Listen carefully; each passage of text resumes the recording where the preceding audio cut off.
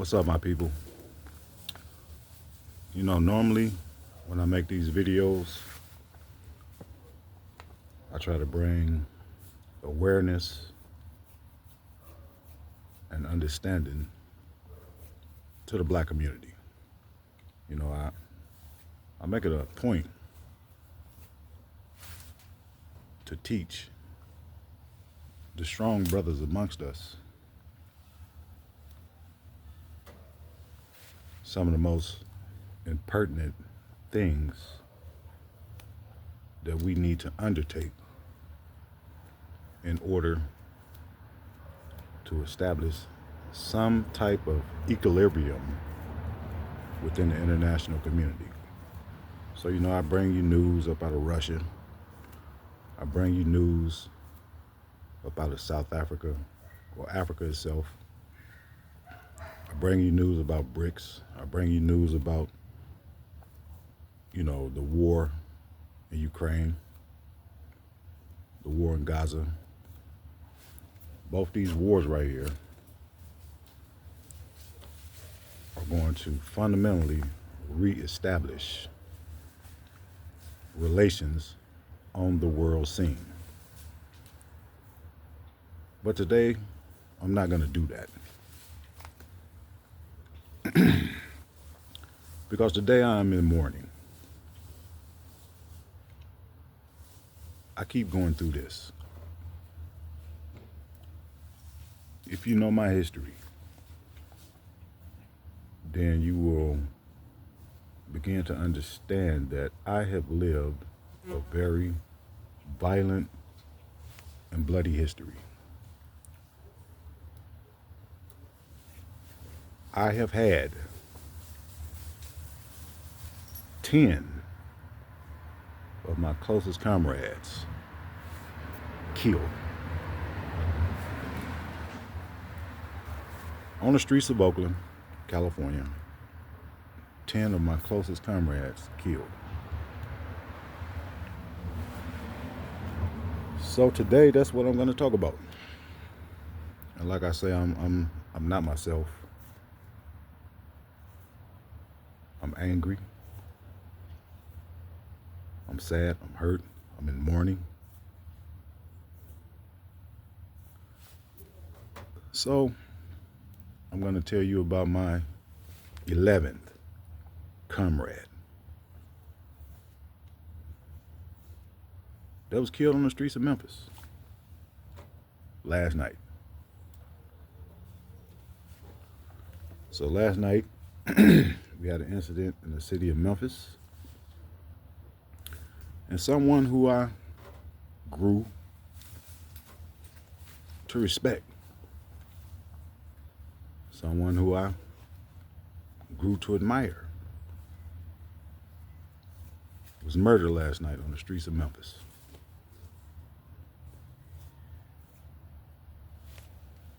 This person was a teenager, 16. I'm not going to give his name.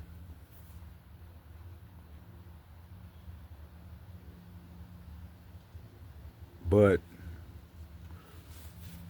this particular person right here, over the last couple of weeks, I've been constantly giving him constructive criticism. Constantly giving the people around him constructive criticism.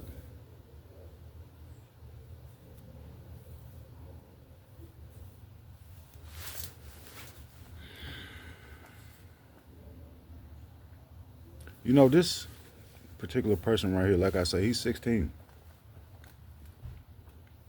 And he was wayward. He was wayward.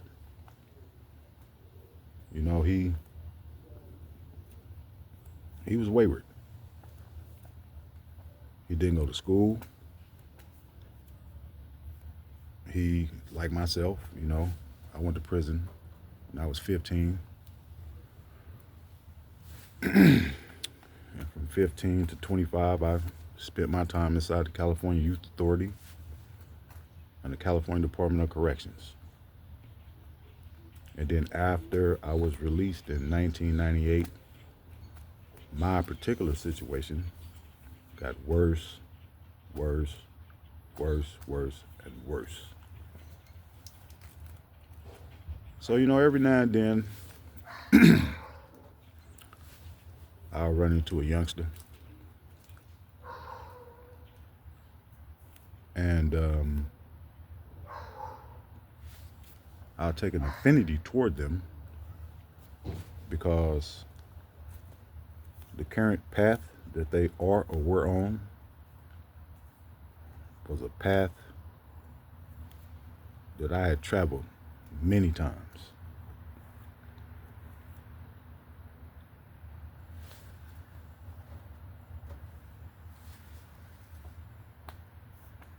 I'm honored to tell you that this wayward kid that I have known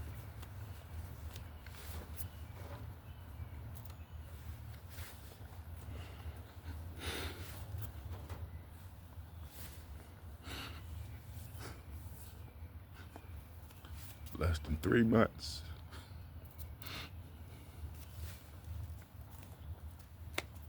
became my comrade.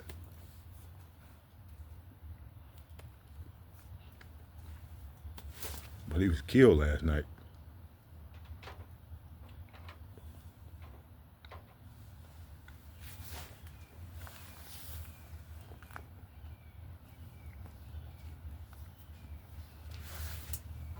He was killed on the streets of Memphis.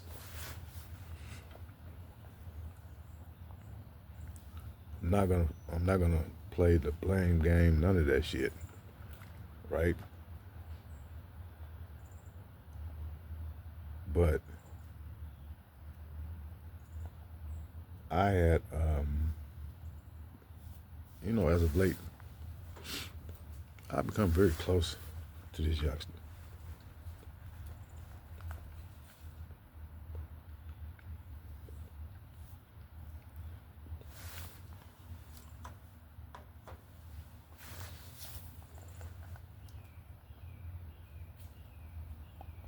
I've become very close to him. And there's 2 other youngsters that were around him that I have become very close as well.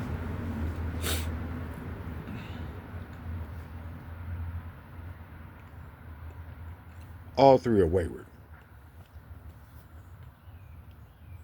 All 3 had the wrong people around them. And I told him that. I said, man, dude, y'all got the wrong people around y'all. The people around y'all are not telling you. I told this youngster 3 weeks ago, I said, man, dude, you 16, man. I said, dude, you got your whole life ahead of you.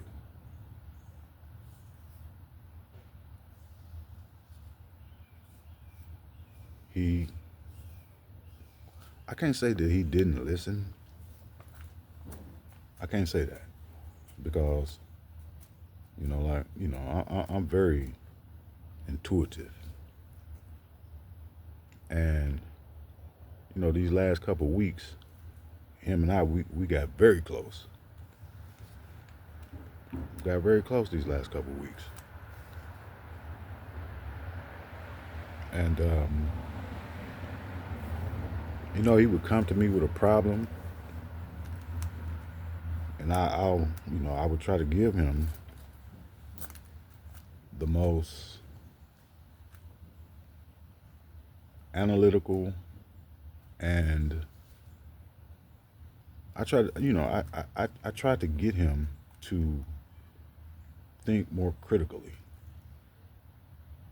And like I say, over the last couple of weeks, I could tell that he was really taking a liking to me, for sure. We laugh, we joke. You know, I would take them anywhere where they needed to go because they really don't. They really didn't have nobody in that corner. And I begged this man. I begged him, literally.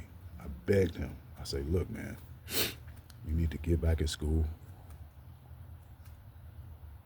And I say, you need to start studying. And he would laugh, yeah.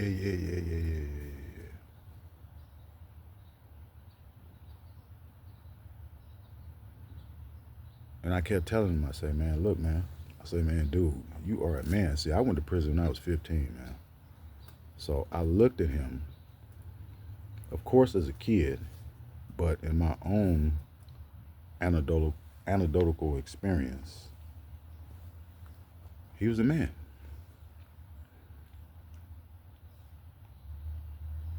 Of course, he hadn't undergone, the experiences such as myself, because at 16 years old, I was inside the California Youth Authority, tearing that motherfucker up. Out of Memphis. Found myself inside the California Youth Authority for stabbing my mom's husband. So the state of California, if I remember correctly, they gave me like 8 years or something like that. Inside the California Youth Authority, I only had to serve 2. I ended up stabbing a guard when I was inside the CYA. I was in Paso, from Paso. We had the big blow up between, the blacks and the Southern Hispanics. So a lot of people got shipped up out of the institution. So they ended up sending me to Carl Holden, which is in Northern California, right beside OH Clothes. And Chad, they had just opened up Chadarian School for Boys. So, I was a rider at that point. Carl Holden just was not enough. I was trying to get to Chad, where I was jumping off at. So I got caught with a shank, which, a shank in prison terms, knife. And they sent me to the hole over in Carl Holden. And from there, they sent me over to Chad. When I got to Chad, like I say, Chad was a new institution. Everybody who had turned 18 in Preston, which Preston at that particular time was in Northern California, is in Northern California. And it, no institution could compare to Preston. You got the people from down south, they talk that shit about YTS and all that bullshit, but Paso was hard. Paso was hard. But Paso wasn't Preston. So when they opened up Chad, they sent people, the 18-year-olds, they sent them over to Chad from Preston and a lot of the other institutions. So I winded up in Chad. That's where I stabbed the guard at when I was in Chad. So I'm gonna call this youngster right here, man. This youngster, man, is my comrade. Point blank, period, and simple. And based upon my experiences, everything I went through, coming from a broken home, coming from the mother and father split, coming from an impoverished background. I used to tell this youngster, man, what I went through. And I was telling him and those, his closest compadres, I would tell them because I was trying to show them that they did not have to travel the same path that I traveled and so many other brothers travel. See, I'm 51. And people my age, we done enough time and engaged in enough criminality and, jail time. We done enough for all the people that come after us not to do it. But for some reason, in the African American community, we continue to travel the same damn path. And it has gotten worse, worse, and worse. It's gotten so bad inside the African American community that the parents, out of pure cowardness, no longer have control over their children. But let me get back, man, to my young comrade. So, like I say, I've been knowing this youngster, man, for like 3 months now. He was wayward. The kids around him were wayward. None of them went to school. You can only blame the parents for that. Each and every one of them have been corrupted by the subculture that's now prevalent and dominant inside of the black community in America. That force that pulls them is so strong that it takes a strong individual in order to kind of like blunt the effectiveness of the subculture that's completely taken root in the African American community. So let me speed it up. So last night, this youngster, man, who I consider my comrade at this point, hey, stop digging that hole over there, Rocco. Stop that. This youngster, man, that I consider my comrade, was killed. And he was killed. Again, we cannot play the blame game. I'm definitely not going to play the blame game in this situation because I and many others understand what's going on. And what is going on is that we as a people have completely lost control of the community.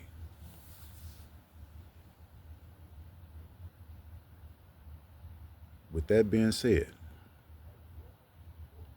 my young comrade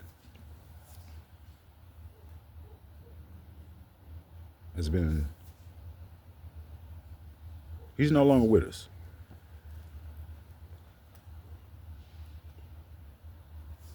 And again, no blame game. Not going to blame the parents. You know, I'm taking this very personal right here because I developed a relationship with this young man. You know, we would laugh, we would jive, we would shoot the BS. But now he's gone. At the hands of other youngsters. Me being 51, I done went through this time and time again. The last time it hit me this hard was back in 2010 when my young comrade, Tay, his name was Tay, was killed in East Oakland. And it's like, man, what do you do? At 51 years old, I can't go and slaughter other 16-year-olds. So I took Tay death as a loss. It was a loss that I could do nothing about. Hurt me like hell. I mean, just the other day, when Strategic Alliance, my book showed up, doing the, I read a couple paragraphs from the preface, And I tell you how Zolili got killed. That was my that was my first close person that I dealt with on a daily basis to be murdered. Then I tell you about Shitty, Lil Hodari, Deshaun McMurray, how he was killed. Shitty was he was such a gangster, man, that he thought he could go up against the opposition all by himself. He never asked us for help because he was a hitter. Shitty would take care of business. But eventually the ops, they caught up with him and Shitty was killed. He was shot like 67 times. And the feds had surveillance on him the night he was killed. So they know exactly who killed him. I mean, you know, me, I just outright refuse ever to give statements, descriptions. That's not happening with me. Right? But now I'm put through it again. It's like in the movie The Godfather. I think it was part 3 when Michael Corleone was trying to set his family, the Corleones, on a legitimate path, and then you had the other mafia families and bosses that just kept dragging him right back in. He just couldn't escape his past. So now I am forced to go through this all over again. A young man who I had dealings with on a daily basis because he, you know, he was around me on a daily basis. He is no more. And we keep asking ourselves in the black community, how many of our young people are we going to continue to bury? How many times? I mean, I just got a call right now from his family. And of course the men are irate, rightfully so. But in the background, the women are screaming. Tears, tears, tears, tears, tears. Pain, hurt, disbelief. How many times are we gonna go through this shit? I mean, on one of my earlier videos, I tell y'all about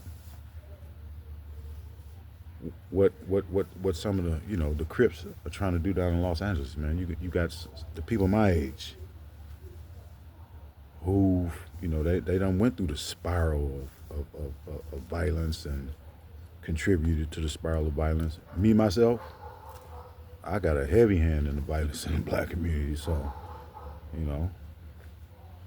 But it's like, man, what is it gonna take? What is it going to take for us to say enough is enough? What is it going to take? I know what it's going to take. But again, the black community is going to have to decide what it's going to take. The first thing it's going to take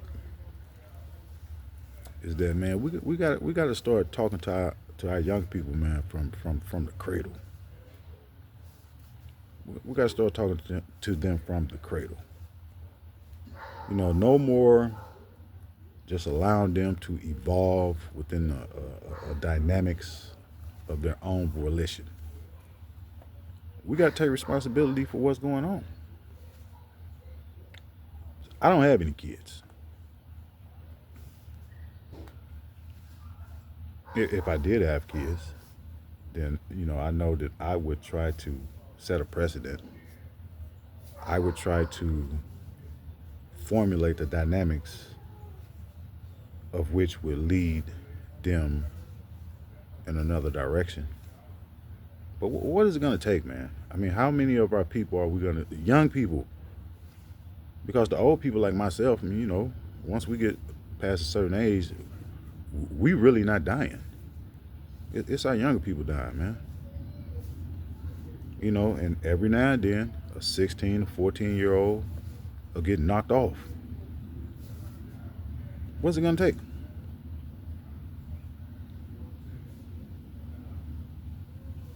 Are we going to, as the world is changing around us, I'm telling you right now, man, right now we live in some very dangerous times right now. We live in very dangerous times. We are in the infantile stages of World War III.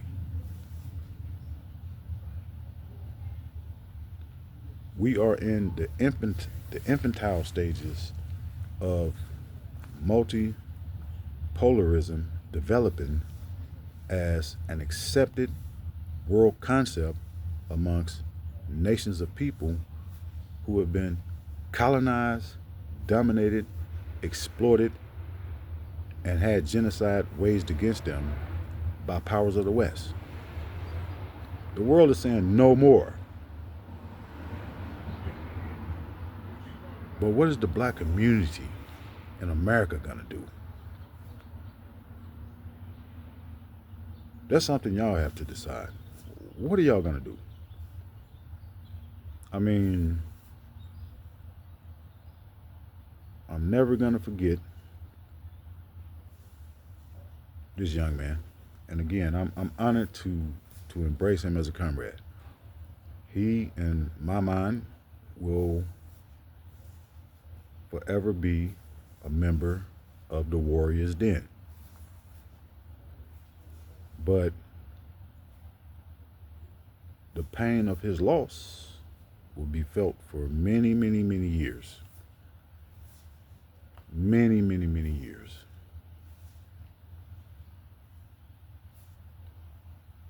And we keep going through this. Rocco, sit down and shut up. He over there trying to fight. Probably see a cat or something. So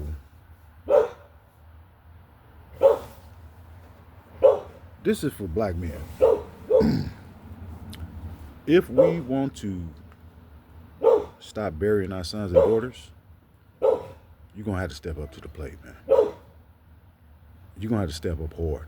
All opposition must be crushed out, period. We can no longer compromise with those amongst us who want to keep the morass and the cycle of destruction going. We have to draw a clear line of demarcation between those of us who want to progress as a people and those of us who want to keep us in the quagmire of ignorance and stupidity. And I hate making this video right here, man. I mean, I'm gonna feel this for a very long time.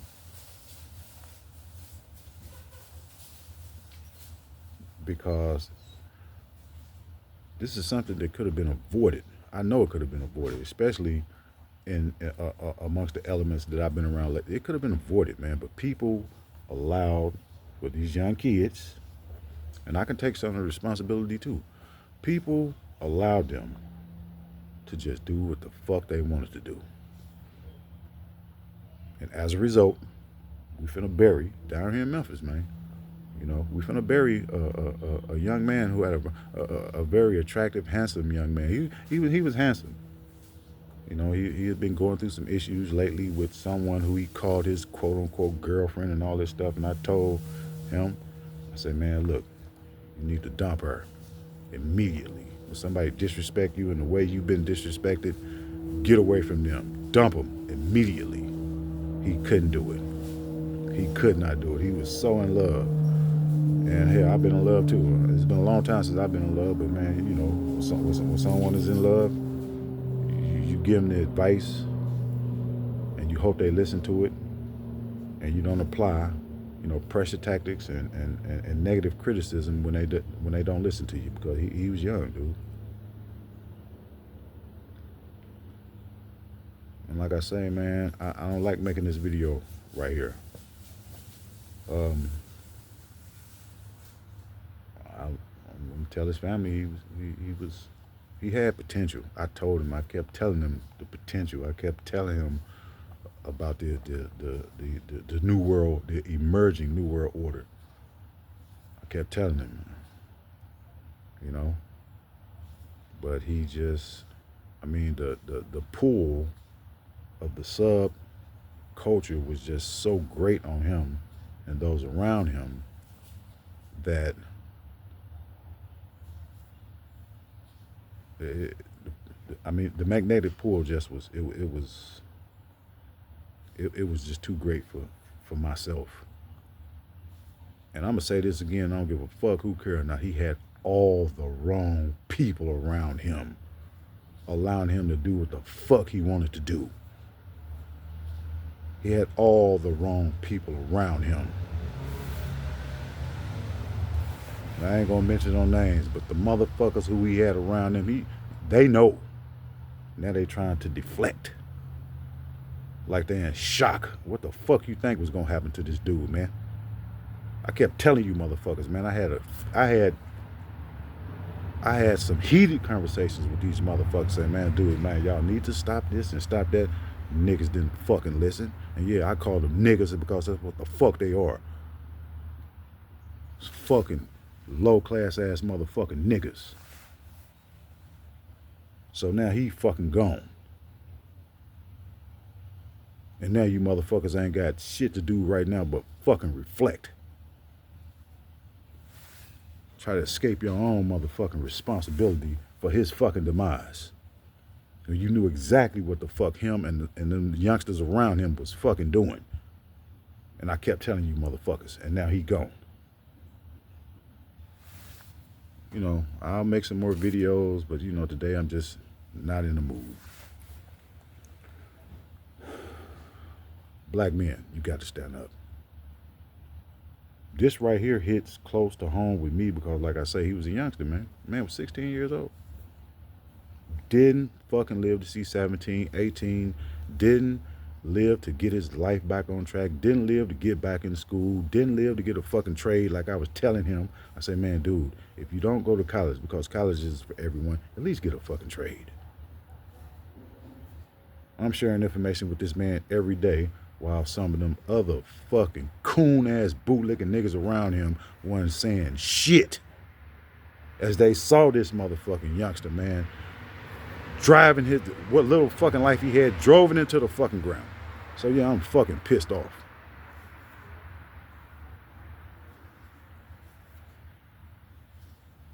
But again, I don't want to play the blame. I can take as much responsibility in his demise as anyone. Hell, he was with me last. But it's hurtful, man. A 16-year-old motherfucking kid, man, gone. For nothing. Some shit that fucking could have been avoided. Like and subscribe to the damn channel. I'm getting drunk tonight. Fuck everybody.